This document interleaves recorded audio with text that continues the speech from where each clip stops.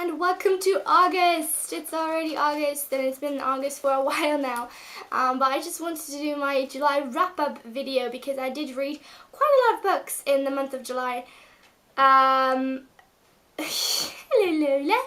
Not only because the booktubeathon, but just oh my gosh.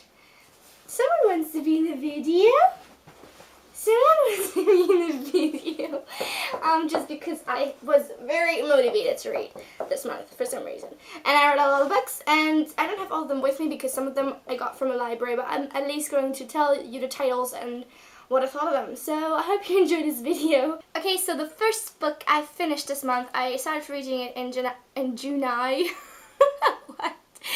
I actually started reading this book in June, and it's The Lies of Locke Lamora by Scott Lynch, but I did finish it in July, so I want to include it in this video. This book is ridiculously amazing. I promise you, it is so good. It is just so wonderful. I love every single thing about this book. There's not one thing that I would criticize, to be honest. I really want to get the sequel, Red Seas and the Red Skies, I think it's called. But this book is so good. It's about a thief, or like a group of thieves. They call themselves a gentleman bastards, and they're very good at stealing things, and they're very sneaky, and they're very awesome, and they're kind of very witty. And I love Locke Lamora. Like, he's pretty awesome. I am saying like awesome too much, I think, but yeah, book is awesome. Buy it, read it, and you will enjoy it.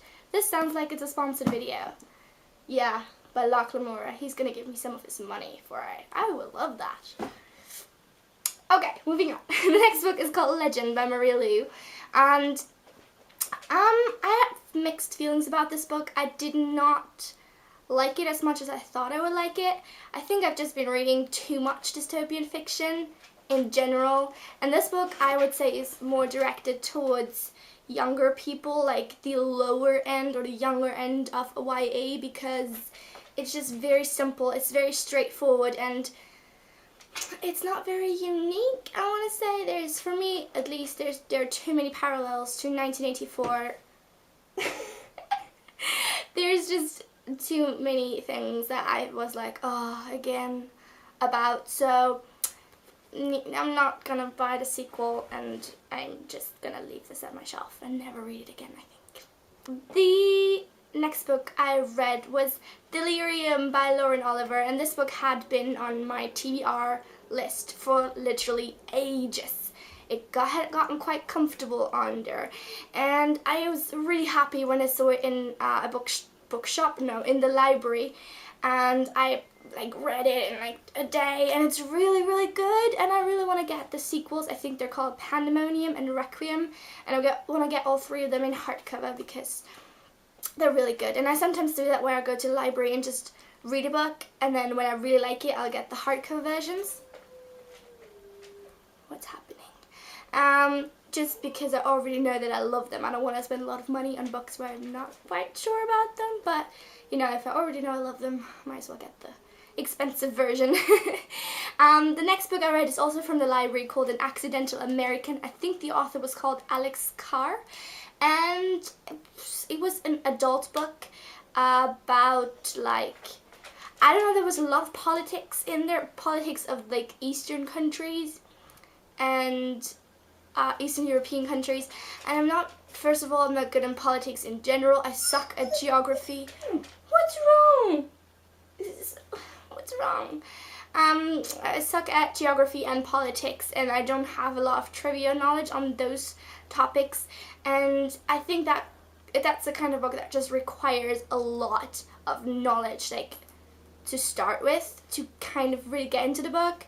So I mean, I did understand what was happening, obviously, but I could never really get into it, so I did not really enjoy it that much. But I think it's a good book. It's well written, and if you have the required knowledge, go for it and read it, because I think you might enjoy it. And the next book I read is Beauty Queens by Libba Bray, and again, a book I kind of have mixed feelings about. In general, I love it. I do. When I started it, it was like, this book is so genius. This book is so genius. But then sometimes, like, they do bring up a lot of cliched stuff, but they kind of like take it back again. Like, they say cliched stuff and do cliched things, but then they kind of take them back and are like, oh, that was just, we're just kidding, or something like that. So I'm not quite sure how much of that was for reals and how much was like just joking around. I do think Lila Bray is a genius, like amazing to write a book like this. It's very witty, it's very like making fun of society and making fun of things we have grown really, really used to and that are just part of our culture, but just taking them over the top and really making fun of them in a way that's just really hilarious. Like the songs that these teenage boy bands write, I mean, I'm just like, just genius. Genius. Next, I read the trilogy by Maggie Stiefvater, Shivalinga and Forever, and I read them in basically one go, and they're decent. I did not like Enter the Shiver as much because I think it was because I'd already read it, so it was just a reread for me. Forever Linga was okay, and then Forever I think was my favorite of the three, just because I like the new love story that developed, because I like the characters part of that love story more than I do the protagonists. So I'm okay with this trilogy. I'm okay with it. The next book I read this month is Tangorak by, is it Jeanette Winterson? I think it is.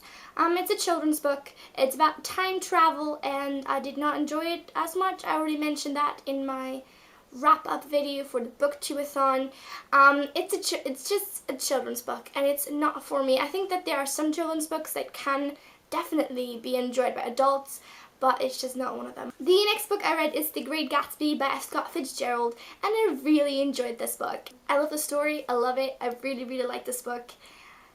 There's just nothing I can say about it. It's just really good, and you should read it because it's one of those classics that are relatable even nowadays, and that are not like, oh, this is so long, like when can we get to the point, when is stuff gonna happen?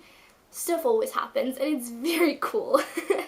So yeah, read it if you haven't already. The next book I read is Cloud Atlas by David Mitchell, which is very, very quite long. I don't know, it's kind of 500 something pages. It's kind of hard to get into at the beginning, I have to admit that, but when you are into it, it is really good. It's very, very fun. It's very different from anything else I've read before. It's fascinating to read about the future that Mitchell envisions in this book, and it's just, I don't know, it's captivating. Sometimes, it's like one of those books you have to pay really close attention to what's happening because things are very intricate and very detailed, and it's quite important to catch all of that. To understand what's happening all around, especially in the future worlds, where it's not like he kind of gives you information not by telling you this and this and this is happening, but he just kind of tells you the story, and you kind of have just to pay attention to get what's happening, which is, by the way, my favorite my favorite way of storytelling, because it's not like, in your face, here's the world, and then blah blah blah blah blah is what they're saying. That's not fun. That's not very good writing, but this book is incredibly this book is incredibly well written. Yes, I could say it. And Mitchell is a really good author, and I don't know if he wrote anything else, but I will definitely take a look at that. Someone's back. The second last book I read this month is A Study in Scarlet by Sir Arthur Conan Doyle. And while I do love Sherlock Holmes and Sherlock Holmes stories, I kind of was not a fan of this one.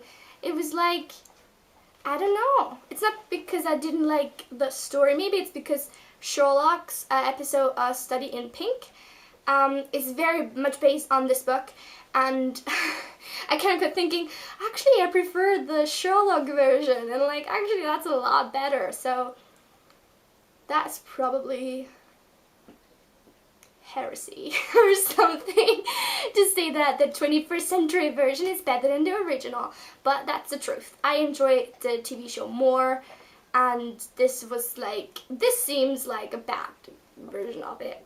I'm sorry. And the very last book I read is Daughter of Smoke and Bone by Laini Taylor, which I read in like a day in the car while we're driving all the way from Calais in France back to Austria, which took us about like 10 to 12 hours, not fun. Not a lot of fun. But this book is a lot of fun. It's really awesome. It's high fantasy. It's totally different, again, from anything I've ever read before. And it's just so good. Like, it's just like, I mean, there's love story in it, but even though I was expecting a love triangle, there was no love triangle, thank the Lord. And there was just a lot of awesomeness comprised in this book.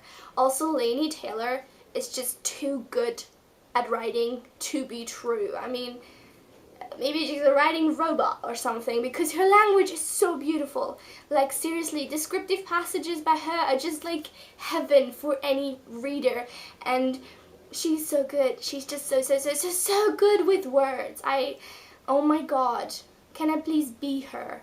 That's it for my July wrap-up video. I hope you enjoyed it. Leave any comments and things you want to say down below. Please don't forget to like and subscribe, and I'm going to see you guys soon. Bye!